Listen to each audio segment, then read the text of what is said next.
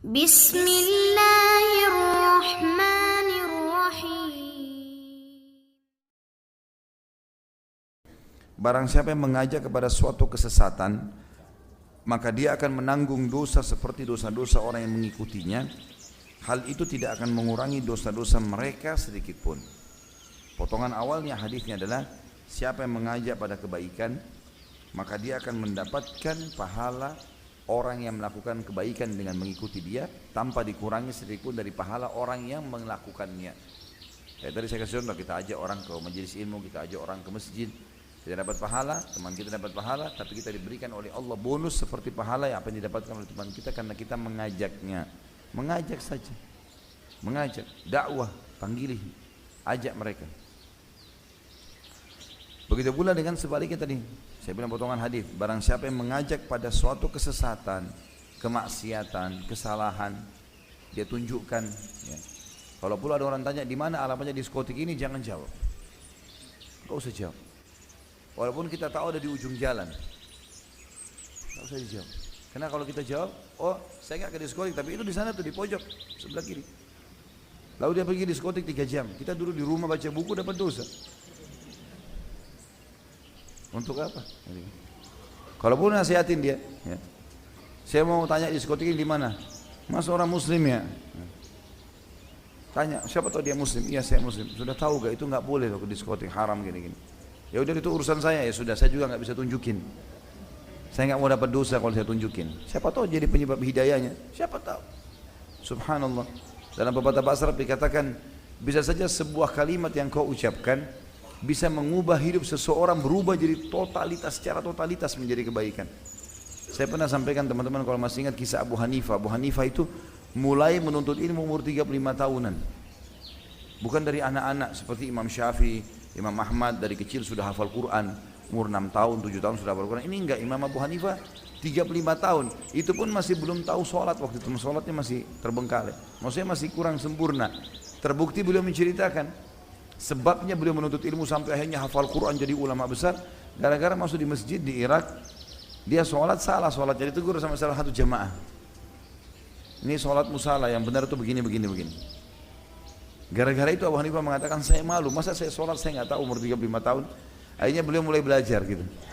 Mulai belajar sampai akhirnya hafal Quran, Abu Hanifah sampai menghafal kurang lebih 800.000 hadis. Makanya beliau termasuk imam mazhab karena Imam Ahmad mengatakan syarat menjadi imam mazhab harus minimal menghafal 500.000 hadis dengan sanadnya. Fulan baru hadisnya. Jadi dihafal semua. Abu Hanifah bisa hafal begitu. Apa kata para ulama? Orang yang mengingatkan Abu Hanifah di masjid tadi itu panen seluruh pahalanya Abu Hanifah. Karena gara-gara dia luruskan kesalahannya, Abu Hanifah jadi sadar, belajar, jadi ulama besar. Dari mana kita tahu teman-teman orang yang salah sholat di sebelah kita jadi ulama besar nanti? Bisa jadi gara-gara teguran dia, atau gara-gara peringatan kita gitu kan. Atau mungkin kita kasih dia sebuah buku. Ada buku-buku kecil yang sering kita bagikan, ini banyak sekali. Buku doa, buku sholat. Tidak seberapa nilainya. Harga gorengan ini.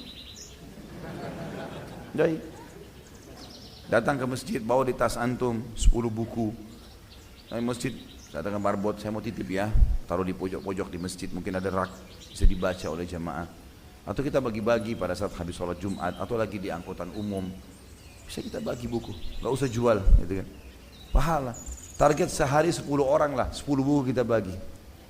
10 hari 100 orang. 1 bulan 300 orang. 10% saja. Ya. 30 orang dapat hidayah. 1% deh, 3 orang. 3 orang selama dia ibadah kita dapat pahalanya. Abu Hanifah itu sekarang teman-teman sekalian, madhabnya beliau dipakai hampir di seluruh Eropa dan Turki. Jumlahnya jutaan orang yang pakai madhabnya. Sampai jadi madhab pemerintahan Turki, madhab Abu Hanifah. Dan subhanallah orang yang tunjukkan tadi itu panen pahalanya. Itu luar biasa gitu kan? Abu Hanifah pernah berkata, cerita tentang bagaimana dia belajar dari tukang cukur yang pernah saya ceritakan waktu lagi musim haji. Dia lagi masuk ke tukang cukur, dia tanya berapa harganya cukur ini. Kata tukang cukur, jangan tanya harga, ini ibadah.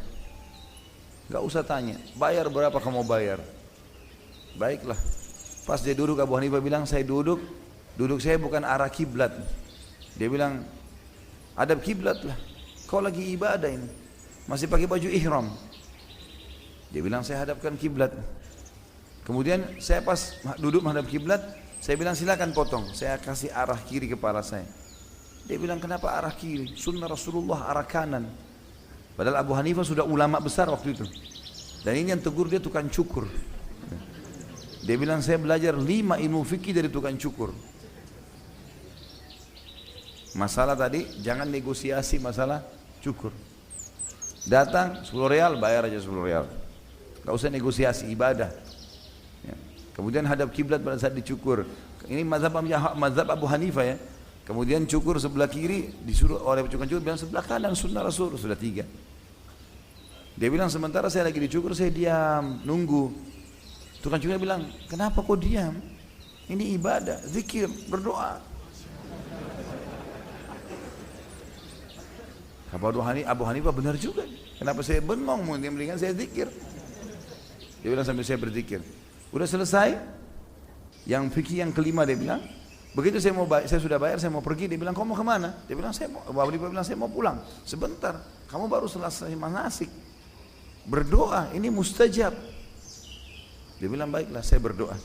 Dia bilang, saya lihat tukang cukur ini, enggak ada tanda-tanda, enggak ada ciri ulamanya. Orangnya kayak orang biasa, orang awam. Kata Abu Hanifah, saya tanya kamu atas nama Allah, dari siapa kau belajar tadi itu? Dia bilang, saya pernah mencukur Atha bin Abi Rabah, seorang tabi'in. Atha bin Abi Rabah, teman-teman, datang cukur ke tempatnya tukang cukur, enggak banyak ngomong.